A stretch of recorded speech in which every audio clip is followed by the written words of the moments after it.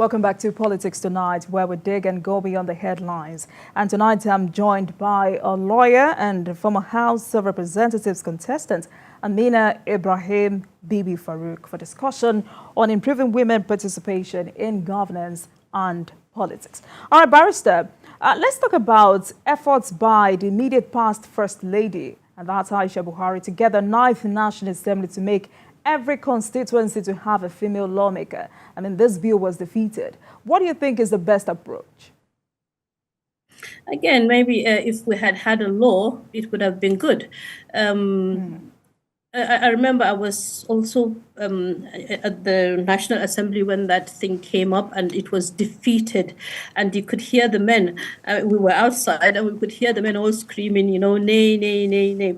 At a point, I think the speaker just decided, look, I think it was 20%. You just said the ayes have it, regardless of who they're saying nay or something like that. And we're all, you know, very infuriated at that point. If there's a law, that should help us. But to be honest with you, if there's no law, it has always been the winner takes all, and the winner in this case is all men, because there are more men there than there are women. Also, I'd like to say to the women there that when we get to that place, I think we should be mentors. We should understand that we are there not for ourselves, we are there for other women as well.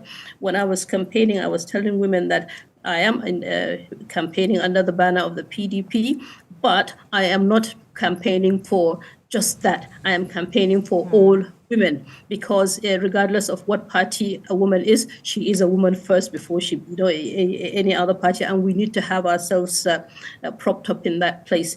So yeah, I think that's one of the things we need to do. All right, when we talk about laws that should be in place for all of this to come to fruition, what kind of laws are we talking about? Let's be clear. Well, of course, it's the House of the National Assembly that is going to make laws, isn't it? So, according to data, women and girls constitute 49% of the population and 47% of the voting population in Nigeria. So why do women have to lobby for gender bills to be passed to earn elective positions? Again, you see, that is one of the problems we have. Why do we have to? And first of all, like I told you initially, there was the funding issue, there's the stigmatization issue, there's the traditional and the cultural issue. All those issues come together, and you know, they make a woman feel you know, uncomfortable in even pursuing pursuing election. But if there is a law that says, okay, you have to have, and left to me, like I told you earlier, if I have my way, INEC should deregister any party that does not have at least 40% of women, so that there will be more women, will be more comfortable speaking to women, to our agenda, and they will have women that will be speaking on our behalf and making sure that, you see, nobody just decides that we're not going to be there. Somebody wanted to really take my election, and they were all men. You know, I had to really fight it.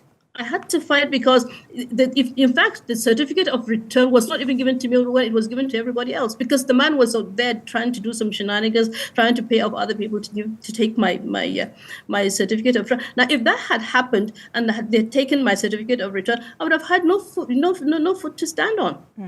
You know, because his name would have been on there, and no woman is there in the party structure to speak on my behalf. You know, so we need to really, they really need to give us, and like I said, also the law needs to be there. We have to have a law to say, okay, these women have to be there. All right. So we also know that women are much easier to mobilize for elections. If women are more united, do you see them winning elections in the far north? Yes. Yes. Once the weaponization of poverty is gone. Yes. All right. So while we wait for these laws, how else do we charge ourselves on this particular issue? You mean apart from the usual? We go out to speak to our people, like every campaign, every person does on their campaign. But again, you see, because it is money politics, and she does not have the wherewithal to get out there and go and speak to her constituents like her male counterpart would. You know, I don't know why the party would not do that. You know, fund contestants, because in the end, we are forgetting that, for example, now I didn't lose my election. It's the party that lost. So there should come a time when the party will say, okay, this is the seat we are looking for. This is the representative on that seat. So it is our seat. It is the party's seat. But until they start looking at it from that perspective, that it is not the person that they are voting in, but the party, and that they agree with what the party is saying, which of course it becomes an issue again also because, most of the parties don't have a manifesto. So they're all, it's just the same party. And that's why you find, and I saw it in this last election, some people in my constituency were in 3 parties in 3 months before election. They were in APC and then PDP and then NMPP, all within the 3 months before election. So what other measures do you think Nigeria should adopt to ensure greater women participation in governance? Well, Nigeria is not an island. We live with the rest of the world, and we should take the best examples, outside of our country and use it as well. I'm not saying that we should be like we should copy everything, and paste. No, well, we should look at where we are, who we are, what our culture and our tradition, and what our values are, and pick from those. Obviously, the person in Manchester is not, does not live the same life as my brother who is in Kumbozo or Ekotekpene. So those things we have to look at and make sure that we have things that would work for us. Let's move away from that. Let's talk about the rising number of out-of-school children, which is becoming worrisome. What do you think can be done to tame this menace? You see, again, it is political will. You need to look at the UBEC laws, for example. I think one of the laws is that every parent or every guardian must allow their child to go to school up to, I think, 18 years, or is it up to end of secondary school? I can't remember. But you see, and that if they don't, they will be prosecuted. But how many people have been prosecuted? Basically none. Do you know why? Because the government has not, put those schools in place. So if they have not put the schools in place, how can they prosecute people that have not taken their children to school? So I think it's really a political will thing. So in terms of education development in the North, how much advantage do girls have?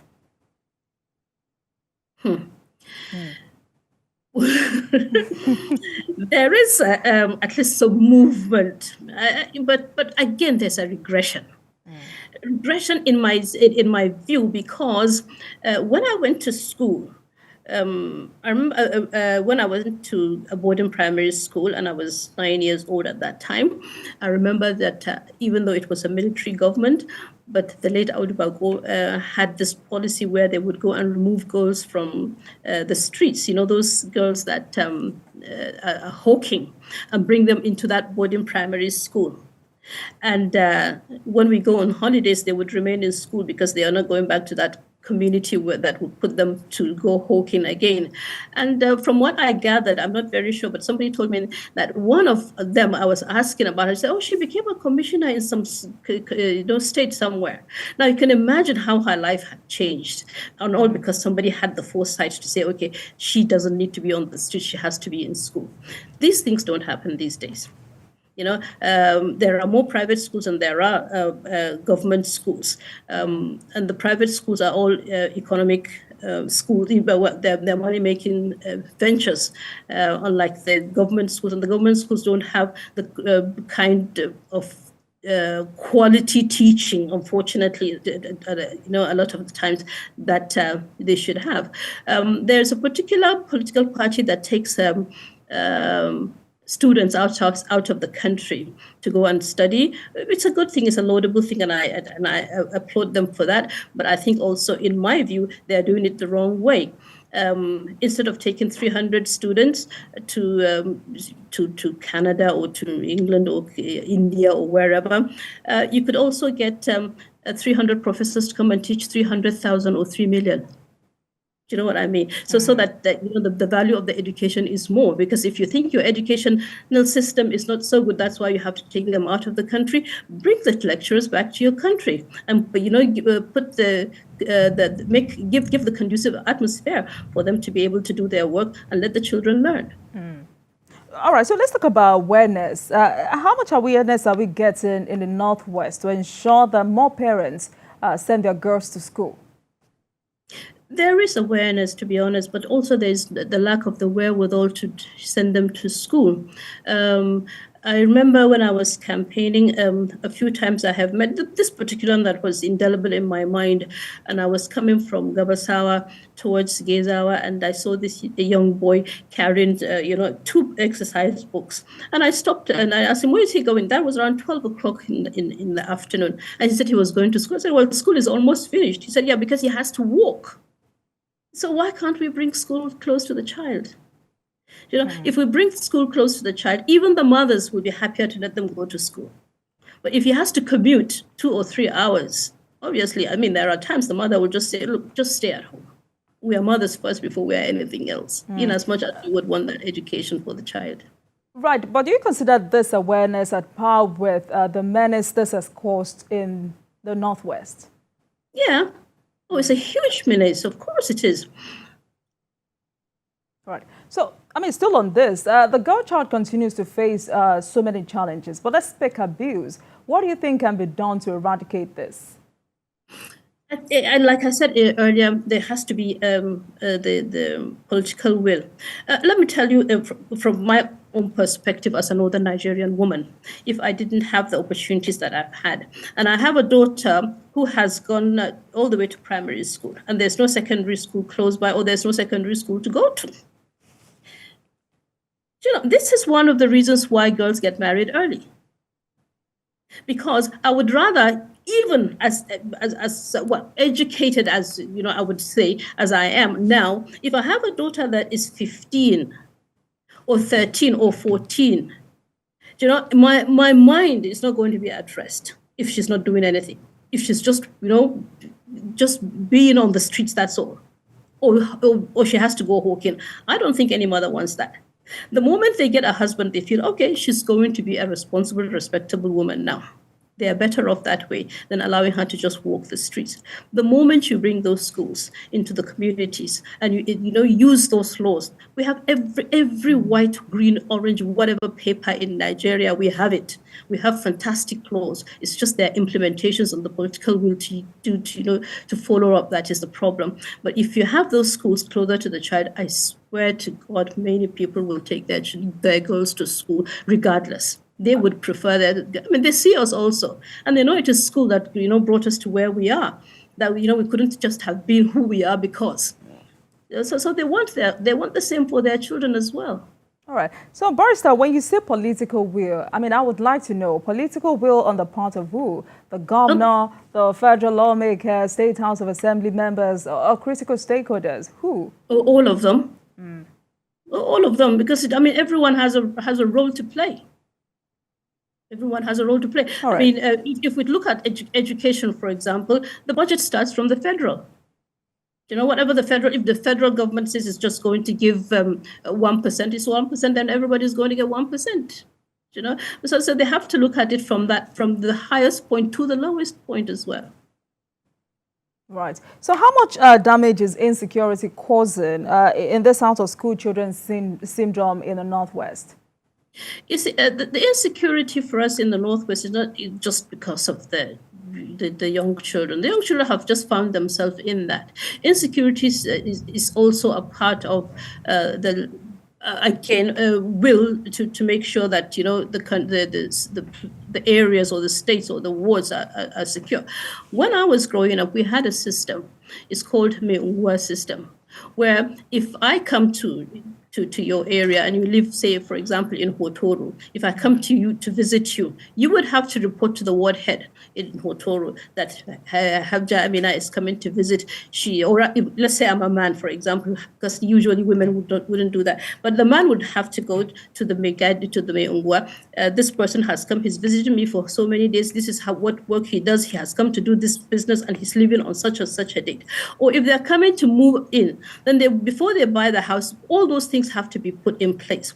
It used to be good for planning, because then you know that he has this ledger, he has this ledger where he puts all this information. So if he comes to my house and there's a birth, or a death, he registers it.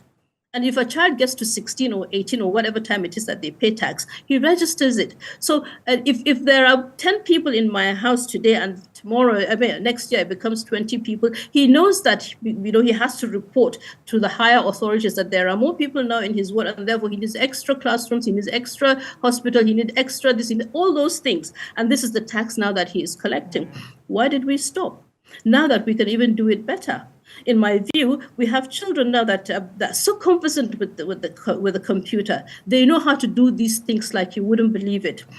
Get them to do this thing real time. It's data collection, more or less, but on a local level. So now you can make it even on a, not so local level. These are the things we need to start putting in place, or at least moving towards or moving forward, so that we are not really left behind or doing the same things that we've been doing 200 or whatever 100 years ago.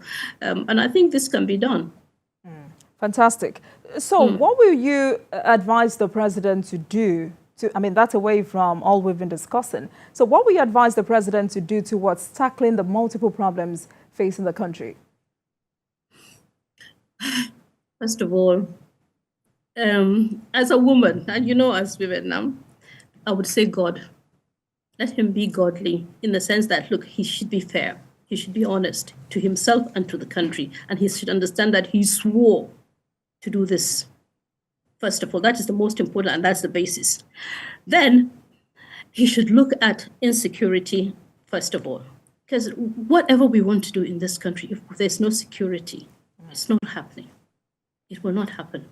Insecurity should be tackled from whatever angle. And like I just gave you this example, if I had known, or if the Mengwa in my area knows how many people he has in his place, he knows who has come, who is new, who is a menace, who is not.